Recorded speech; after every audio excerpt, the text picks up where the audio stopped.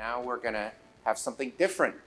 We're going to do something called Storyjam, because last fall I had one of my sponsors give me a call and they said, you know, we saw this really excellent format and we thought you'd like it. And I said, yeah, let's give it a try.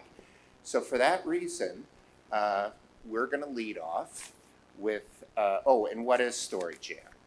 So Storyjam means that the sponsor will come up and do basically a very short TED Talk, 2 minutes, no slides. They're going to tell you a story about how they impacted a customer or how they impacted the world. So the initiator of this is Massaro and Mikhail Pavlovsky. I'm going to give you the mic. Thank you. So no PowerPoint today. Do you guys know why a PowerPoint crossed the road? To get to the other slide. I needed this. I needed you guys. I needed that attention. All right. So how many of you heard of an MBA oath? So if you were here yesterday, there was lots of talk about Enron and who goes to jail.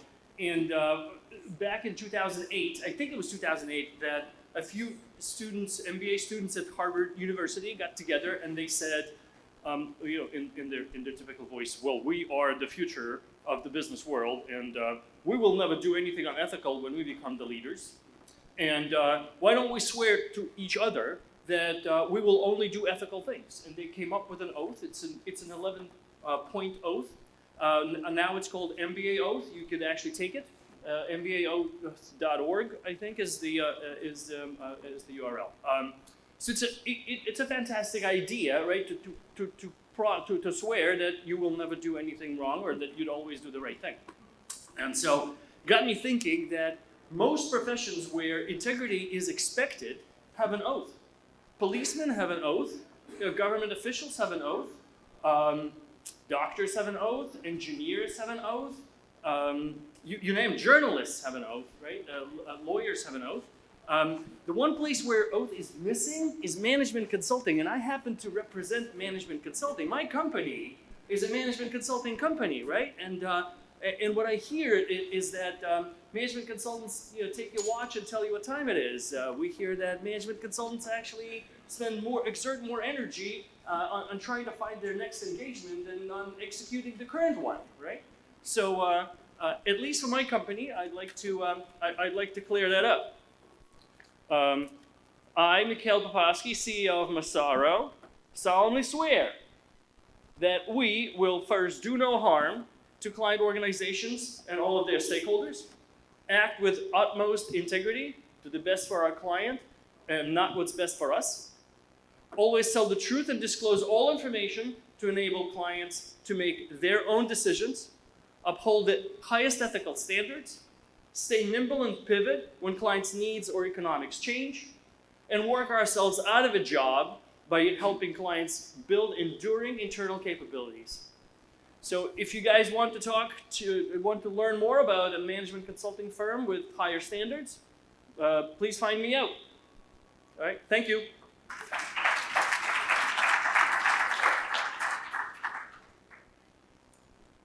Okay, so next up from McKinsey is Jen Shelley Brown.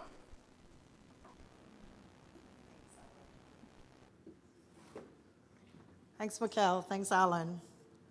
Following on the lovely panel we had just now, I've got a question for the room. Data shows that Gen AI will generate tremendous value. Do we have a sense of how much? 500 million? Anybody? Hands? $1 trillion? More, exactly, 4.4. But I'm actually here to talk about, we know that with technology, with the advent of it, it can exacerbate existing divides. We talked about it with the barbarians at the gate panel. I want to spend a minute just thinking about, as we evolve Gen AI, whether or not we're going to have this technology promote inclusion, fairness, and increase opportunity, or whether or not we're going to let it kind of open the chasm that exists for existing generational divides. I'll talk about two ways of avoiding it. First, on the organizational level. We know that Gen AI has the tremendous opportunity to kind of increase worker productivity. But we need to make sure as we're training folks, we're training them with nuanced, transferable skills, not just role-specific training. More so, and this is a really important one, we need to consider that when AI is making decisions in organizations, it's doing it with cultural, historical, and societal factors to make them fair. The second thing is, as we think about maintaining Gen AI in the long term, it really comes down to regulation and to policy. The applications of Gen AI make it a priority that those applications can be used in a way that impacts marginalized communities. And then the last point is it's about democratization. Gen AI needs to be equally accessible to all so that the technology can flourish with a rich diversity of the minds working on and with it. Because if we let Gen AI evolve by itself, it will only exacerbate the problems of the world it's evolving in. So let's guide its growth with diligence, sensitivity, and nuance so that it can actually help make the world a better place. Thank you.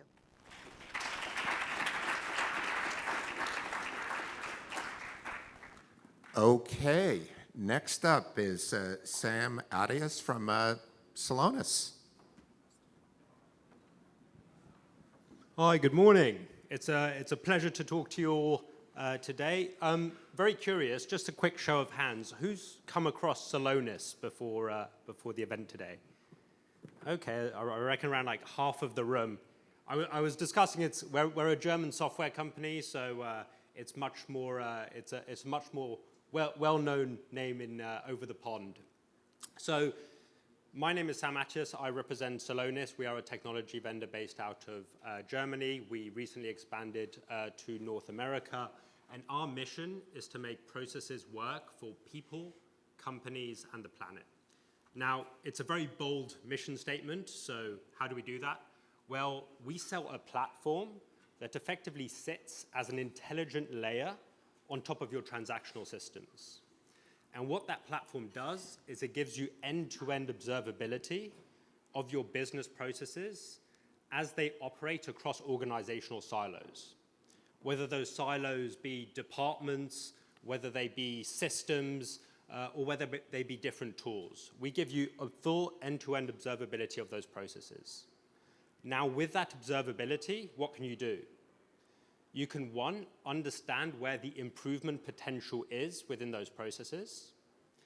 But what we're doing now is we're actually using that intelligence to intelligently orchestrate existing technologies. So you can feed that data into your automation tools. You can feed it into your fit-for-purpose apps. You can feed it into your AI agents so that the technologies you're already investing in work to serve the interests of end-to-end business processes. Now, our technology is being used today by over 1,300 of the world's biggest companies. We're being used by the likes of Johnson & Johnson, Dell, and Cisco. And we're helping CIOs at these companies, one, optimize their existing stack by integrating with existing projects they're running to manage scope, risk, and also cost. But ultimately, what we're doing is we're allowing you to enable the business to deliver agile innovation. By being that abstraction layer on top of your existing systems, we let you provide much more flexible innovation to your business counterparts. We believe that our technology, our intelligent orchestration platform, leads the way to developing an autonomous enterprise. So if any of you are interested to hear about us, I urge you to come speak to our colleagues just outside. We will also be partaking in a panel later today about balancing optimization and resilience with agile innovation. So thank you very much.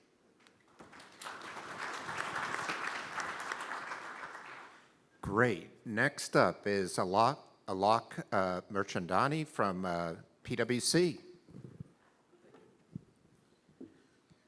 In a recent survey, CEO survey that PwC completed, respondents claimed or expressed significant concern on the viability of their business models.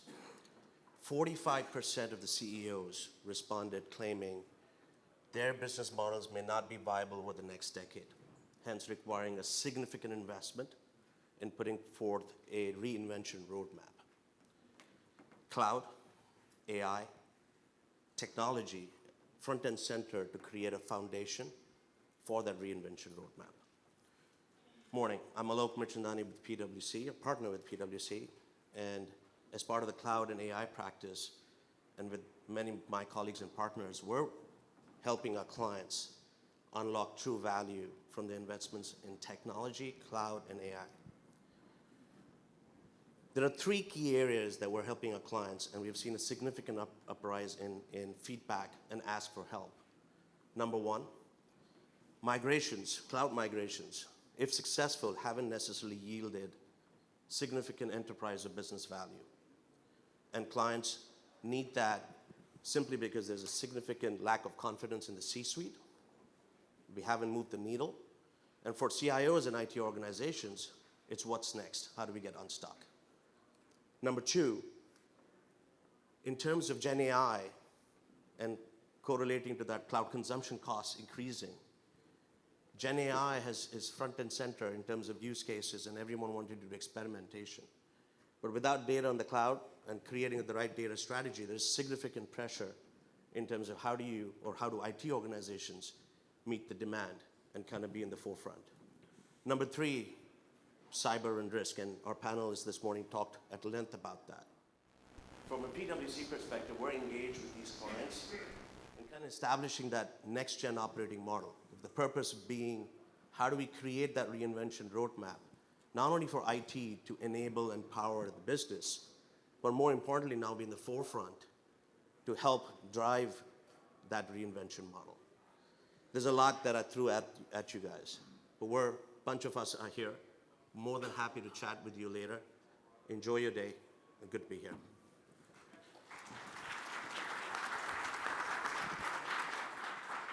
Okay, next up is Joe Underwood of Testing Experts.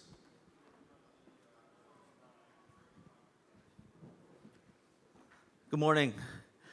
So yesterday there was a lot of talk about consequences and accountability, and the Enron kind of came up a number of times. So as a former senior manager at Arthur Andersen, I kind of had a front row seat at the collapse of one of the most respected brands in the world over a few short months. So, but now with Testing Experts, we're helping our clients, kind of face the challenges, and we've been doing so for many years, of the challenges of improving the quality of their systems, of helping them not face the consequences of a failed release or a security breach or a system that failed to perform in the wake of a wildly successful marketing campaign, or being non-compliant and facing threats of penalties and litigation. Now we're in this new technology advancement, the next technology revolution of AI, and we see this as obviously huge opportunity, but also significant risk, and we're helping our clients dramatically change the way that they're testing their applications using AI, and also helping them test the AI that they're putting into their systems. So, with respect to using AI, we're using AI to do things like crawling, spidering an application, and automatically generating edge test cases. We're using AI to generate test cases from a set of user stories, or generating automated test scripts from manual test cases.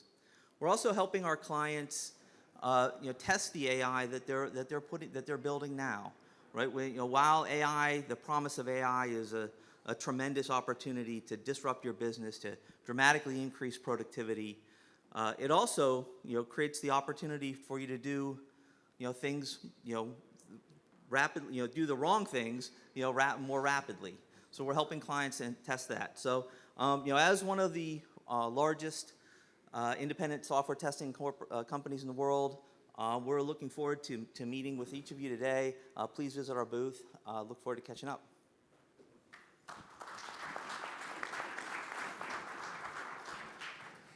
And next up, we have Chris Murphy of ThoughtWorks.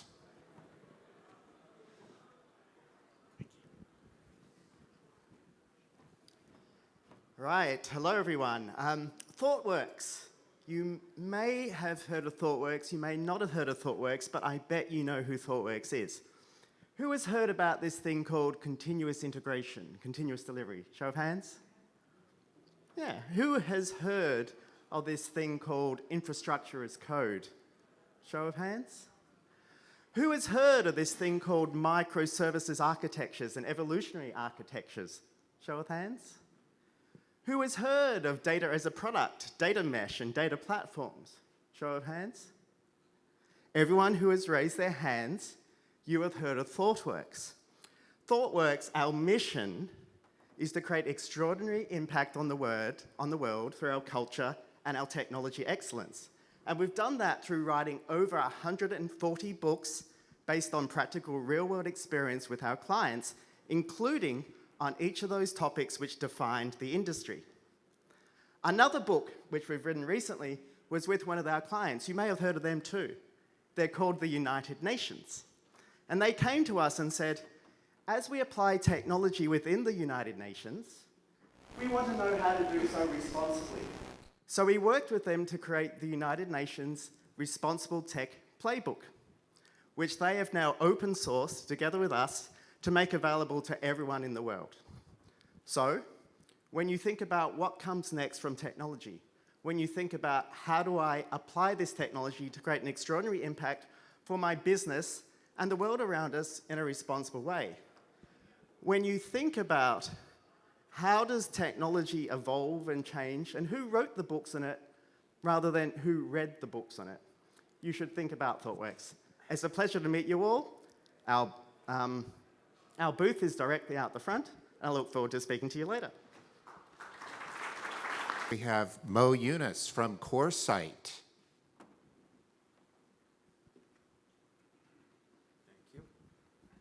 Hello, everyone. So CoreSite is a data center provider. We are located in 10 markets in the US. We basically build the home for AI. We build the home for cloud. We build the home for your hybrid IT environment. So our data centers are purpose-built. They have dual power feeds. They have backup generators. They have 24/7 security, physical security, and a lot of interconnection options. We also have options to connect to the major cloud providers. So it's a perfect place to put your infrastructure. So with the buzz of AI and everything growing so fast in that market, CoreSite is a perfect place to put that infrastructure in the sense of a lot of that machine learning and AI stuff requires high power output, a lot of heat. So CoreSite is purpose built for that. We can basically handle high density going up to 30, 60 kilowatts if needed. Not everyone does that, but we do it using water cooled and things of that nature. But from overall, if you have your data center in an on-prem solution in your own facility, usually it's better to put it in a CoreSite facility because you can access the cloud, you can access all your networks, and it's purpose-built to that spec. So in the East Coast, we have one here in Boston, in Somerville, and we have New York, New Jersey, Virginia, we have Miami, Orlando, and then in the Midwest, we have Chicago, Denver, and then on the West Coast, we have LA and the Bay Area. So if you're interested in talking to us about how we make that happen, come out, check us out at the booth, and thank you for your time.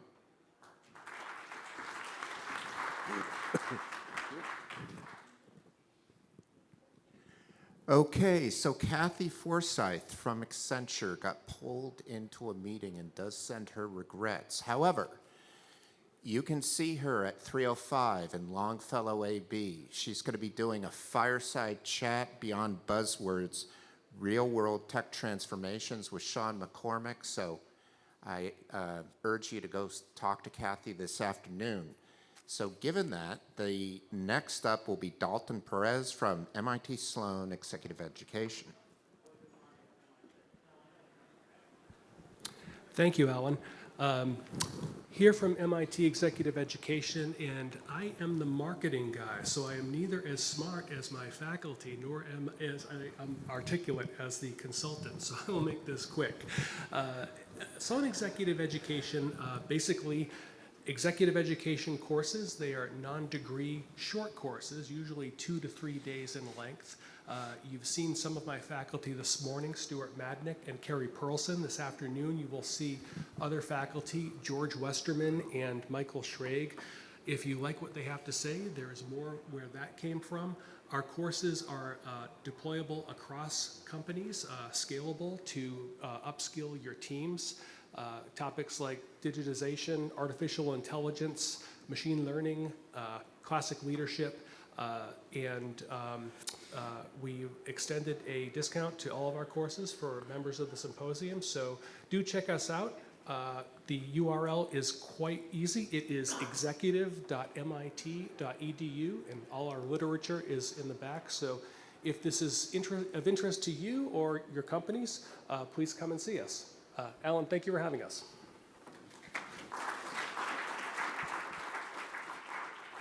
Okay, we have our last two, starting with Manohar Reddy from Fuji.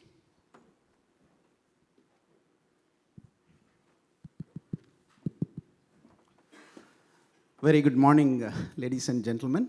My name is Manohar Reddy. I am the founder CEO of Fuji. So today, instead of talking about what we do, I'm going to talk about why we do what we do. So back in 2013, I was in Japan, went up the Fuji mountain. I felt very peaceful and was very inspired. I wanted to create something lasting, leave a legacy, because Fuji means abound, never-ending, sacred, and strong in Japanese. So I came out of my self-imposed retirement. Prior to this, I built a company called Gallup Technologies, which went on to become one of the leaders in the test automation space. It got acquired by a public listed entity. So I made just enough money for probably 2 generations of my family, went back to India, adopted a village, transformed it as a model village in a span of 4 years, built a school, and made a commitment to support about 1,000 students up to graduation and beyond so that they can become self-sustainable. So came back to build a company of substance and scale. We are trying to help our clients leverage the AI tools for significant outcomes. With a strong engineering and automation background, we are building solutions that can be of meaningful impact. You must have heard about Professor Ramcharan, one of the top management gurus and business coach. He's on our board as a chairman. And Mr. Vipin Gupta, he was the former CIO of Toyota and the winner of this MIT Sloan CIO Leadership Award in 2021. He is on our board. We must be doing something right to have all of these people around. And we are looking forward to a great future. And please come and talk to us when you have some time. Thank you. All the best.